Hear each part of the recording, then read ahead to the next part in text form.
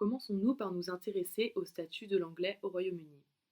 Rappelons que le Royaume-Uni n'a pas de constitution écrite. Ainsi, les droits des citoyens sont une combinaison de droits coutumiers, de lois et d'usages. Pourtant, il existe des textes constitutionnels majeurs tels que Human Rights Act en 1998 qui définissaient les droits fondamentaux des citoyens. Cependant, aucun de ces textes ne traite de la langue anglaise ni de son statut. C'est pourquoi l'anglais n'a aucune reconnaissance constitutionnelle. Les lois linguistiques ou à portée linguistique ne concernent pas souvent la langue anglaise, ce qui témoigne du fait que cette langue n'a jamais eu besoin de protection. Selon l'article 1 figurant en annexe 1 de la loi sur la nationalité britannique en 1981, tout individu qui demande la nationalité britannique doit démontrer une connaissance suffisante de l'anglais, du gallois ou du gaélique écossais. En réalité, il s'agit d'une reconnaissance plutôt symbolique car l'anglais est l'unique langue qui permet de communiquer avec tous les sujets de Sa Majesté britannique. C'est donc la langue officielle de facto puisque l'anglais n'est pas proclamé formellement sauf dans de très vieilles lois datant du Moyen Âge.